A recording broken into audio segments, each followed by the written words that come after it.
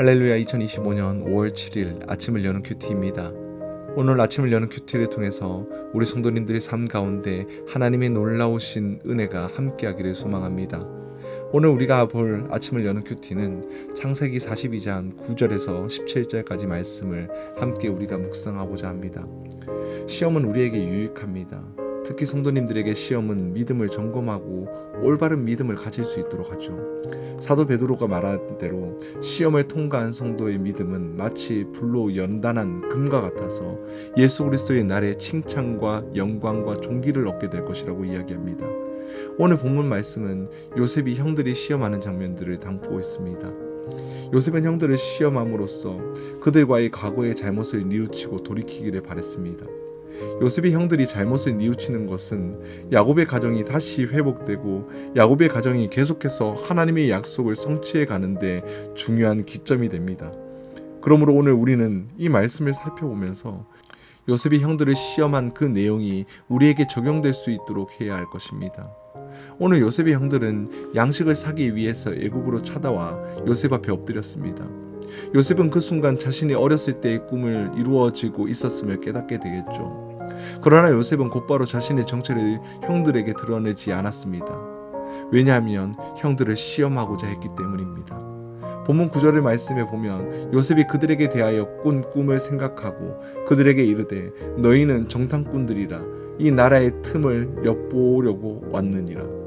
요셉은 형들을 들어 정탐꾼이 아니냐고 추궁을 합니다. 당시 애굽은 외국의 침략을 걱정할 만했습니다. 왜냐하면 애굽에만 양식이 있었기 때문이겠죠. 그래서 곡식을 사러 온 이방인들을 정탐꾼으로 의심하는 것은 자연스러운 일이었습니다. 이에 요셉의 형들은 자신이 변호하기 시작합니다. 자신들은 단지 곡식을 사러 왔을 뿐 정탐꾼이 아니라는 거죠. 그러면서 근거를 대죠. 11절에 보니 우리는 다 한 사람의 아들들로서 확실한 자들이라는 것입니다. 그들이 만일 정탐꾼이라면 절대 한 사람의 아들들일 수가 없다라는 말이죠. 한 사람의 아들들이라는 것은 어떻게 근거가 될까요? 그들의 논리는 아마도 이런 것이었을 겁니다. 누가 자신의 아들들 전부를 정탐꾼으로 보내겠냐는 것이었을 것이죠. 만일 한 사람이라도 실수를 하거나 발각되면 모든 형제가 포함돼 가족 전체가 위태해질 것입니다. 요셉은 다시 한 번 더 그들을 정탐꾼으로 몰아세웁니다. 그러자 형들은 더욱 필사적으로 혐의를 부인하면서 자신의 정체를 구체적으로 설명을 합니다. 13절 말씀에 보니 자신들은 12형제이고 가나안 땅 출신이라는 것과 함께 오지 않는 막내의 존재를 추가로 진술합니다. 형들의 대답을 통해서 요셉은 어느 정도 듣고 싶은 대답을 들었는지 모릅니다. 일단 가장 먼저 궁금했던 아버지 야곱의 생사와 친동생 베냐민의 이야기를 듣고 싶었던 것일 것입니다. 그리고 그들이 형제에게 12명이라는 것, 그리고 한 명이 없어졌다라고 말한 것은 그들 나름대로 진실을 말하는 것으로 보입니다. 요셉이 아는 형들이라면 그들은 과거를 감출 것 같은 것을 느끼지 않습니까? 거짓말은 또 다른 거짓말을 낳으니까 그래도 없어진 한 명의 동생까지 말하는 것을 보면 완전하지 않더라도 나름대로 괜찮은 대답을 냈었을 겁니다. 요셉이 형들을 이처럼 시험하는 과정을 보면 요셉은 형들이 여전히 거짓말을 하는지 살펴보고자 했던 것 같습니다. 과거에 그들은 동생 요셉을 미디안 상인에게 팔아 넘겼습니다. 그리고 나서는 요셉에게 빼앗아둔 채색 옷에 숫염소 피를 적시고 아버지에게 보이며 거짓말을 했었죠. 이것이 아버지의 아들이 옷이 맞습니까? 라고 시치미를 뚝 떼며 말했습니다. 지금도 야곱은 그런 줄로 알고 있죠. 야곱의 가정이 회복되기 위해서는 요셉과 형들 사이의 관계들이 회복이 가장 우선이었습니다. 그렇지 않으면 결국 보복이 남는 것이었겠죠. 요셉이 형들로부터 진실한 대답을 들어야만 했습니다. 이로 인해 가족이 회복되는 것을 보고자 했고 이는 아브라함과 이삭과 야곱이 이어지는 하나님의 약속이 성취됨에 있어서 매우 중요한 순간일 수 있습니다. 사랑하는 성도 여러분, 그러므로 우리는 진실해야 되겠죠. 우리가 가진 믿음의 속성은 기본적으로 진실성을 내포되고 있습니다. 진실하지 않으면 믿음은 성립될 수가 없습니다. 우리의 구원이 이르게 하는 믿음은 진실한 믿음입니다. 오늘 말씀을 통해 우리가 진실성을 회복하기를 소망합니다. 요셉의 형들이 회복해야 할 진실성은 야곱의 가정, 즉 이스라엘의 구원의 역사에서 중요한 한 지점이 되었습니다. 이것은 우리에게 마찬가지 일일 것입니다. 하나님은 우리의 삶과 가정과 공동체 가운데 하나님의 구원의 역사를 써내려가고 계십니다. 그 가운데 하나님은 분명히 우리의 진실함을 요구하시는 줄 믿습니다. 그리고 형들의 대답을 들은 요셉은 그들을 더욱 몰아붙이기 시작합니다. 아직 요셉의 시험이 끝난 것이 아니었습니다. 요셉의 형들에게 스스로 진실함을 증명하려고 합니다. 그리고 바로의 생명으로 맹세한다라고 하면서 엄중하게 명령합니다. 너희 막내 아우를 여기 데려오라 라는 것이었습니다. 너희는 이같이 하여 너희의 진실함을 증명할 것이라고 바로의 생명에 맹세하노니 너희는 막내 아우가 여기 오지 아니하면 너희가 여기서 나가지 못하리라. 2번씩이나 바로의 생명으로 맹세한다라고 하는데 쉽게 말하면 이 명령을 거역하면 반드시 죽는다라는 겁니다. 죽고 싶지 않는다면 막내 아우를 데리고 오라라고 말합니다. 이건 형들을 떠보려는 것이 아니라 정말 그 막내 아우였던 친동생 베냐민을 보고자 하는 요셉의 단호한 결정이었죠. 그러면서 요셉은 형들에게 한 명에 가서 막내 아우를 데려오고 나머지 9명은 형제들은 다 감옥에 갇혀야 한다라고 말합니다. 그러면 어떻게 되는 거죠?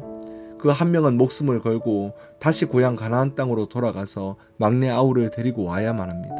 그리고 그 한 명에게 형제들의 모두의 목숨이 달려 있습니다. 감옥에 갇힌 형들은 고향으로 돌아갈 한 명의 형제에게 자신의 목숨을 걸 수밖에 없습니다. 요셉이 형들에게 2번째 시험하고자 했던 것은 바로 형제애였습니다. 요셉의 형들은 형제애가 없었을까요? 없다마다요. 그들은 서로 배다른 형제였습니다. 질투와 경제의식으로 사로잡혀 살아왔고 요셉은 그 희생양이 되었던 것이죠. 요셉은 미디안 상황에 팔아버리 넘기고 마치 짐승에게 찢겨 죽은 것처럼 아버지 야곱을 속인 형들, 그들의 마음을 묶어주고 있었던 형제애가 아니었습니다. 형제라고 부르지만 껍데기뿐이었겠죠. 그들은 모두 공범일 뿐이었고 공범이 서로를 사랑하고 서로를 위로해 줄 수 있을까요? 혹시 누가 아버지에게 고자질할까봐 서로를 감시하겠죠. 그들은 형제가 아니었습니다. 이제 모든 것이 회복되어야 할 때가 왔습니다. 그리고 그들은 이제 서로를 위해 목숨을 걸어야 합니다. 요셉은 형들을 모두 함께 가두고 3일이라는 시간을 줍니다. 아마도 3일 동안은 요셉의 형들로 하여금 충분히 생각할 시간을 준 것 같습니다. 누가 대표로 가서 아버지 야곱을 설득하고 베냐민을 데려올 것인가? 형제들이 3일 동안 감옥에서 어떤 대화를 나누었는지 성경은 기록하고 있지는 않지만 분명한 것은 요셉은 형들이 감옥의 안에서 과거의 요셉을 팔아넘긴 자신의 잘못을 뉘우치고 이제 사랑으로 회복하여서 진짜 형제가 되기를 바랬을 것입니다. 사랑하는 성도 여러분, 형제 사랑이 왜 중요할까요? 사랑에 대한 성경 구절이 차고 넘쳐요. 사랑하지 아니하는 자는 하나님을 알지 못하나니 이는 하나님은 사랑이심이라. 새 계명을 너희에게 주노니 서로 사랑하라. 내가 너희를 사랑한 것 같이 너희도 서로 사랑하라. 너희가 서로 사랑하면 이로써 모든 사람이 너희가 내 제자인 줄 알리라. 이 모든 것을 위해 사랑을 더하라. 이는 온전하게 매는 띠니라. 이것들을 말고도 정말 많은 것 같습니다. 사랑에 관한 많은 성경 구절 중에서도 오늘 이 말씀이 더욱 강조될 것 같습니다. 바로 로마서 12장 10절 말씀이죠. 형제를 사랑하여 서로 우애하고 존경하기를 서로 먼저 하며. 평범해 보이는 이 성경 구절이 왜 강조하고 싶은 걸까요?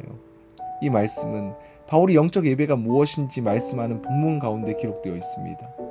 우리가 그리스도 안에서 한 몸이 되어 즉 교회가 되어서 서로 사랑하는 것이 곧 영적 예배고 또한 이것은 예수 그리스도께서 자신의 피값으로 사시고 구원하시는 교회를 향한 선언하고 기뻐하시는 온전한 뜻입니다. 형제애가 회복된 야곱의 가정의 길을 따라오신 예수 그리스도는 오늘도 우리에게 사랑의 회복을 요구하고 계십니다. 바로의 생명을 두고 한 맹세의 이상의 맹세, 즉 예수 그리스도의 자신의 맹세로 이루어진 놀라운 명령은 오늘날 우리 가정과 공동체, 교회를 향한 구원의 명령입니다. 사랑하는 성도 여러분, 진실성과 형제애, 단순하지만 매우 중요한 이 두 단어를 묵상하면서 나의 믿음을 점검해 보기를 축복합니다. 나의 삶과 가정, 공동체 가운데 진실함과 형제애가 필요한 곳은 어디입니까? 이것은 단순히 더 나은 도덕적인 사람이 되기 위한 것이 아닙니다. 진실성과 형제애, 이 두 가지의 회복이 야곱의 가정의 회복이 결정되고 하나님의 구원 약속의 성취로 나아갔던 것처럼 나와 우리 가정과 공동체를 향하신 하나님의 구원 계획 가운데 매우 중요한 것입니다. 오늘 이 아침을 여는 큐티를 통해서 진실성과 형제를 회복하며 은혜를 허락해 주시기를 주님의 이름으로 간절히 축복합니다.